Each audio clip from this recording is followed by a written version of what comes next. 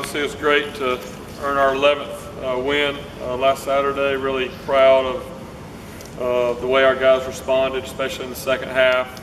Really challenged them at halftime, and to come out and score touchdowns in our first 3 drives there in the second half was really good. And then also we were better on third down in the second half, which obviously led to the scoring drives, and ran the ball for close to 200 yards there. Also pleased with no sacks. I believe that's the third time in the last 4 games we've had no sacks. So doing a good job there. And then also no turnovers is something we talk about all the time. It was a very big positive.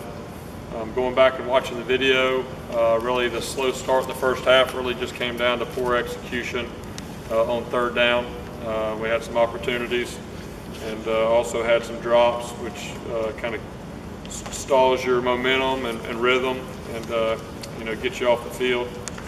But really proud of the way the guys responded when having a little bit of adversity there early.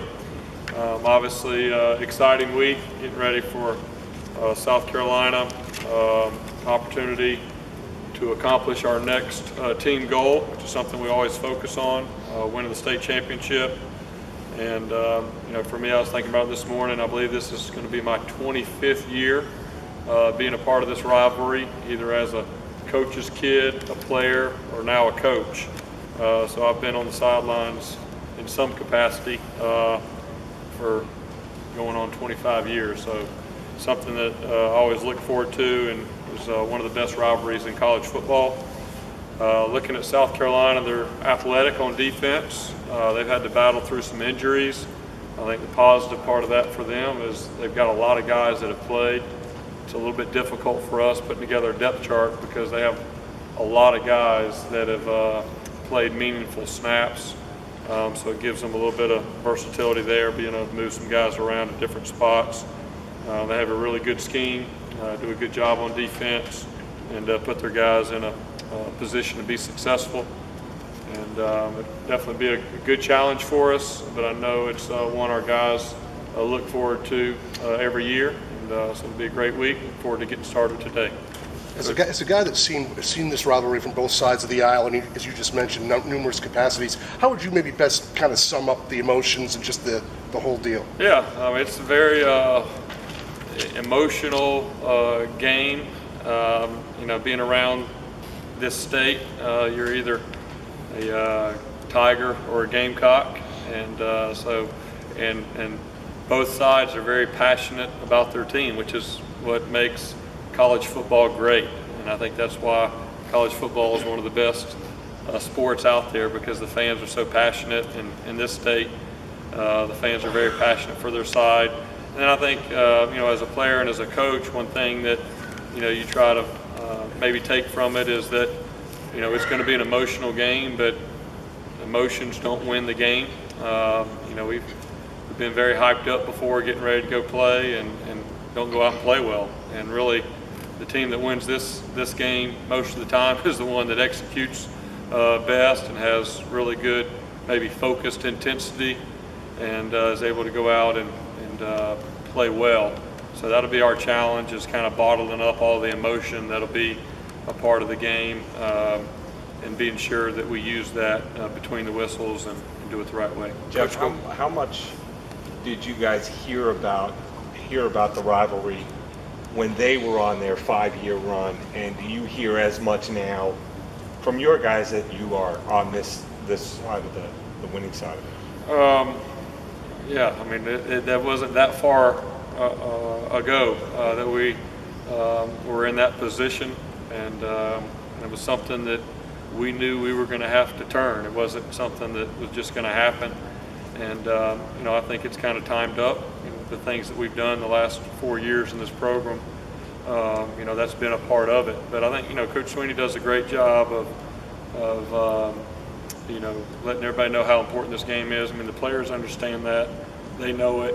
Some of the freshmen that are just coming in, a guy like Justin Ross, he'll find out. And in his state, they have a big rivalry there too. So he's seen that. He just hasn't been a part of this one yet. But I think the fact that it takes up one of our 5 team goals, I think that sends a pretty big message to our guys. And, they're handing out, I think now it's 2 trophies, the old one and the new one, after this game. So there's no doubt that we hear about it. And living in this state, you hear about it all the time. It doesn't matter how good of a season you're having or maybe how difficult a season you're having.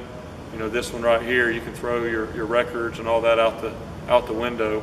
This one, last year's success, or the last 4 years' success, really is not going to give us an advantage or any points come Saturday night at 7 o'clock. When you were a teenager and your dad's the coach at South Carolina, can you remember hating these guys? Hating Clemson? Yeah. That's going deep here.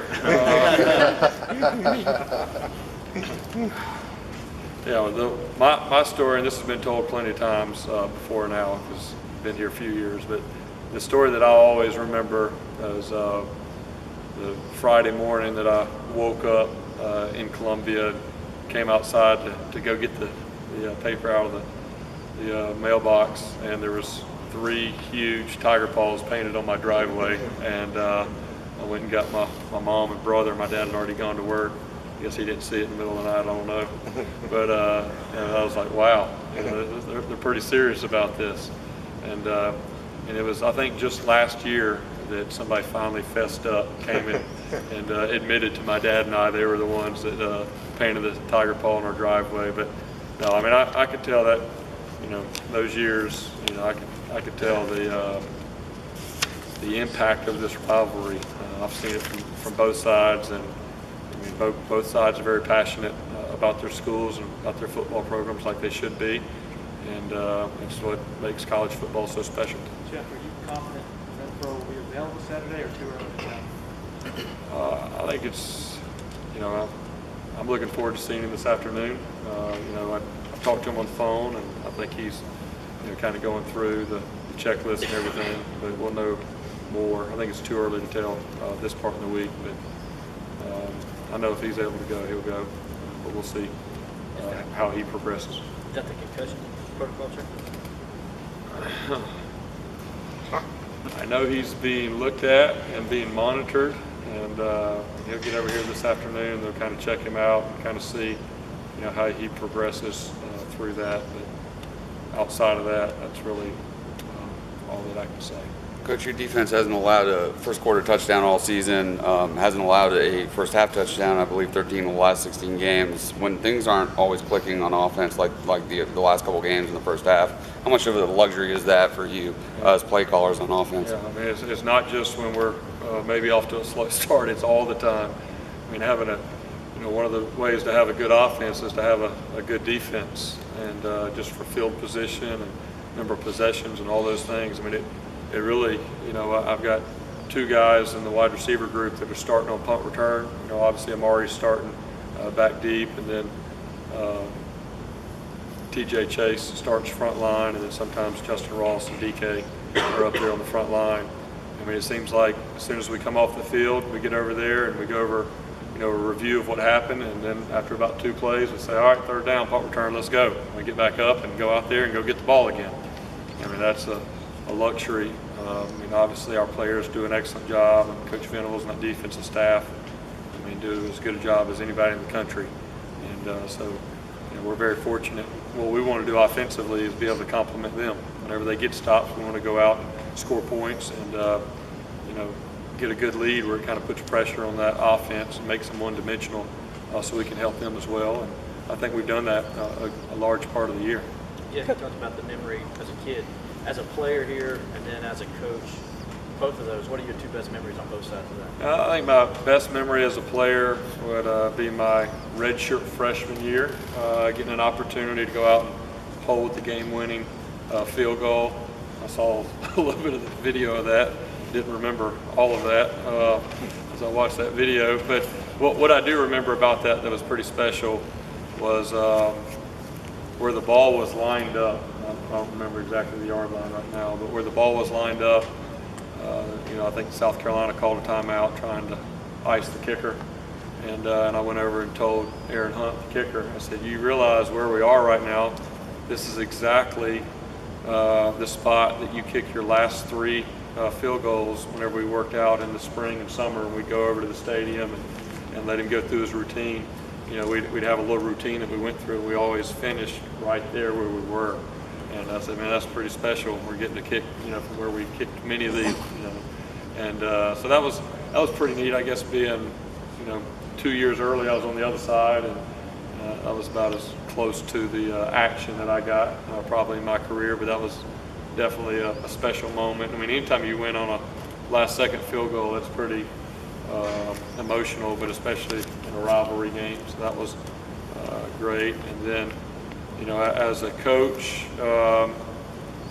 you know, I would say probably 2 years ago, you know, just offensively, you know, having a lot of success, thinking about Mike Williams, him going out, you know, in his last year here, and, you know, being from South Carolina, knowing how important that game was to him, and for him to go out and have the success that he had, that's probably, you know, as a receivers coach and working with the offense, that was, you know, a great time, great memory, great night for him and for us. Will Muschamp's known as a defensive coach. What are some staples of his defenses, and why do you feel like you guys have had so much success against them? Yeah, you know, respect Coach Muschamp a lot, and I think a lot of what he does, you see Alabama and Georgia, you know, they're going to be aggressive. They're not going to sit back. It's not a bend but don't break defense. I mean, they're going to be aggressive and force the issue. And you've got to be prepared for a lot of different looks. Some of the things that they do on third down are a little bit different and kind of keep you off balance. But you know, and then they always play with great energy, great emotion, and physical players. And you know, why have we had success in the past? You know, because we executed well. And the years where we didn't have success, we went out and turned the ball over and did some things that really kind of hurt ourselves. And so, you know, it's obviously a big game, and just like we do every week, we're going to study our opponent inside and out. But whenever it comes down to getting ready to go out and play on Saturday night, you know, the message to our guys is going to be exactly the same, that it's about our execution, and it's about, you know, how we do what we do. And they're just the next team in our way.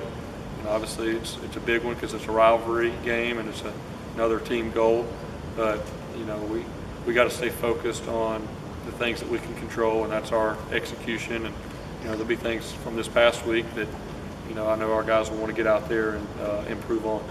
In a game that so much emotion rides on it, how much does it help having a quarterback that just seems like the emotions never get to him? This is the first time Trevor has seen this rivalry. It's a little bit different, but I don't think he's going to change. Yeah, I mean, I'm excited to watch him get out there and play. I mean, I think about all the players that have come through here. You know, you remember how they played in these rivalry games, and so it'd be fun watching Trevor out there, you know, as a freshman getting his first opportunity. I know he's looking forward to it. He's heard a lot about it, but you know, I expect him to go out and play very well, just like he has all year. The trend of slow starts, is that concerning or not so much because y'all end up scoring a lot anyway? Yeah, I mean, I think we're at a point now offensively where if we don't score, we're mad. And, I mean, I think that's a good thing. You know, somebody was talking about Travis being frustrated on the sidelines. Well, we didn't score, you know, and I think that's where we are right now offensively, and with the success that we've had this year, that our expectation when we go out there is to drive the ball 80 yards and score a touchdown. And if we don't, then, you know, we're disappointed. And I think that's a good thing because that's, you know, our standard is very high. You know, I think for us, more than anything, I mean, we obviously would love, with the defense that we have, to go out and get points on the board and really take control. And I think we're at our best when we do that. But I think also, you know, we've proven to ourselves that if things don't go exactly how we want them to early on, that we have the ability to respond and go take care of business. And that was just kind of a, you know, another example of that Saturday night. But if we had our preference, you know, we want to go out just like we scored the first 3 drives of the second half, and that's what we'd like to do in the first half. And I think more than anything, we go watch it with our guys. Is, you know, it's the execution on a few of those plays. and there's different guys involved in each of those, and so it gives our guys something to go back and focus on and work on and hopefully improve on. South Carolina became bowl eligible on Saturday. Will Muschamp, after the game, though, said we haven't, reached our expectations at all or met our goals for this year, which is to play in Atlanta. Facing a team that essentially has nothing to lose, what are the challenges that you face as a head coach, and how do you safeguard against a team that essentially is going to throw everything at you guys? I mean, I think where we are as a program right now, for most of the games we go into, we feel like the other team, they feel like they have nothing to lose and that they can just do a lot of different things. And so I think we're kind of used to that as it goes. But, I don't think that, I think every year that we play these guys, I mean, that's what you can take the records and throw them out the window. Every year that we play them, it doesn't matter, what either team's records are, we're going to get their best that they have. And hopefully they're going to get the best that we have. And that's what makes these rivalry games so much fun, is because both teams play with a lot of passion.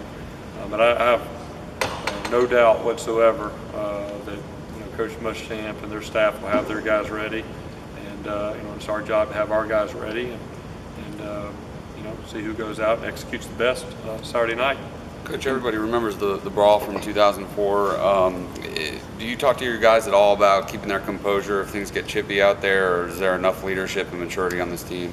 Yeah, I mean, I got a couple freshmen that I have to remind from time to time that maybe get emotional, but really that's not anything. I think that where we are as a program and as a culture, that has not been an issue for us in the recent past, but it is something that we remind our guys. Anytime you're in a rivalry game where you have two passionate teams that are playing, there's going to be a little bit of pushing and shoving at the end of the play, and so it's good to remind our guys to walk away like we've done pretty much all year long, and to really channel that energy and passion and emotion to the play between the whistles. Did you sense back in August that Justin Ross would be able to make this kind of impact and earn this kind of playing time, or has he maybe exceeded things just a little bit? I mean, I was very excited about him coming in. I knew he was a talented player. It was a little different because we didn't have him in our football camp like we normally do with the wide receivers, where I kind of would know exactly where he was. So you're just kind of going off what you saw and what you see on video, what you saw the couple times that you get to see him play. But I think in August camp, some of the catches that he was making versus our, defensive backs, I said, okay, I can see he's off to a good start. I would say what I'm most proud about him right now at this part in the year, this is usually when the freshmen, the season starts to get long for them, because usually their high school seasons have, maybe come to an end, and that game 10, game 11 as freshmen that are playing a lot, have a lot on them, you can kind of see them slow down a little bit. I think for Justin, he's continued to work and he's getting better and better each week, and so I think his preparation, his mindset has allowed him to do that. But I was interested to see how he would do when he got out there. I mean, I think it's pretty special. His very first play the other night, really wanted to let the first group go and kind of try to get in a rhythm, because we weren't quite in a rhythm early on. And T caught 2 balls in a row, needed a breather. So just brought Justin off. He sees the play call, and bam, he's ready to go execute. 41-yard big catch down to the 2-yard line. And so I was really pleased, coming off a cold bench, that he was able to go out there.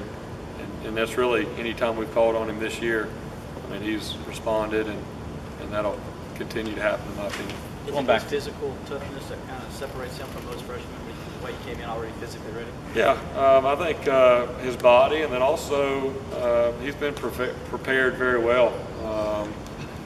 Jamie DeBose, his high school coach down at Central in Phoenix City, and his staff, and they're like a college coaching staff. So the drills that he's been through, the concepts that he ran in high school are very similar to some things we're doing here. But I would say both mental and physical toughness has allowed him to be able to go out there and compete, and also just his skill set. He's a guy that, you know, attacks the ball and catches the ball out of instinct rather than maybe fighting the ball like maybe some young receivers have done. Going back to 2013, do you remember seeing the pictures of the Gamecock guys putting up the 5 and doing all that stuff? And did you feel a sense of frustration, a sense of urgency? What was your thought when they were having that run of success? Yeah, I mean, there's no doubt that we all saw that. There's no doubt that there was a sense of urgency. And I think the biggest thing as a coach was just trying to find ways to help your guys go out and play well in that game. And I felt like during that stretch that, you know, I think we had a lot of turnovers, and I felt like sometimes we were a little bit too amped up and really didn't play our game, didn't have our energy and emotions channeled in the right direction. So I think during that time, you know, as coaches, we wanted to get it turned around, and you know, it's definitely a lot better to be on this side of it, but it wasn't that long ago. We still have work to do in this rivalry, and we want to continue to accomplish that goal every year. What did you think of some of those Gamecock fans who take a photo with Coach Sweeney and put the 5 bomb down or something? Did you think it was kind of goofy? Did you think it got on Coach Sweeney's nerves a little bit? Or I think it's college football in a state where it matters, and I think that's awesome. I talked to a lot of my buddies that coach other places across the country, and it doesn't matter as much. And I think, you know, as a college coach, to be in a state where college football is so important. I mean, obviously, you don't like seeing those things, but at the end of the day, you like being able to coach at a place where football matters, and you have passionate fans on both sides that bring a lot of energy. I mean, you know, one other thing I just want to say is how awesome it is to play in Death Valley. I mean, how many times do you turn on the TV right now and see major college programs that are having trouble filling their stadiums? And you know, I think that's something that as coaches and players that, you know, our players don't take that for granted. And we point that out when we're watching video, and we go and, you know, we're breaking down video and watching the opponent. You know, we see big shots and you see empty stands, and so, you know, I know Coach Sweeney does it all the time, but, you know, I just want to thank our fans for showing up. You know, fans, students, everybody. I mean, it's so awesome to walk out there. You know, this past Saturday night was incredible, and to have recruits that have been all over the country, been to all the big programs, and for them to say after the game that that was the best environment they've ever been a part of. You know, I think it's awesome as a coach to be able to go out and coach and play in the atmosphere. We're definitely spoiled at Clemson, and our fans are awesome. What would it mean for this program to get that 5th straight win after? Yeah, I think it's the first time since 1940. Yeah, it would mean that we're continuing to build on the momentum that we've had. And you know, I think for us, you know, Coach Sweeney does a good job of just trying to put enough in front of our guys for them to go out and focus on that. And I think the success that we've had, it hasn't been just in this game. You know, it's been in a lot of our other goals that we've accomplished the last 4 years. But you know, there's no doubt. I mean, we've been on the other side of that, and we want to continue to add on wins each and every year. But it's also a reminder to ourselves that what we've done in the past isn't going to have much bearing whenever they kick that ball off Saturday night. It's going to be about which team plays best in those 4 quarters. But there's no doubt that we want to continue to add to that. I know the players have to have. Oh, go ahead. Oh, go ahead, Martin. Go ahead. Okay.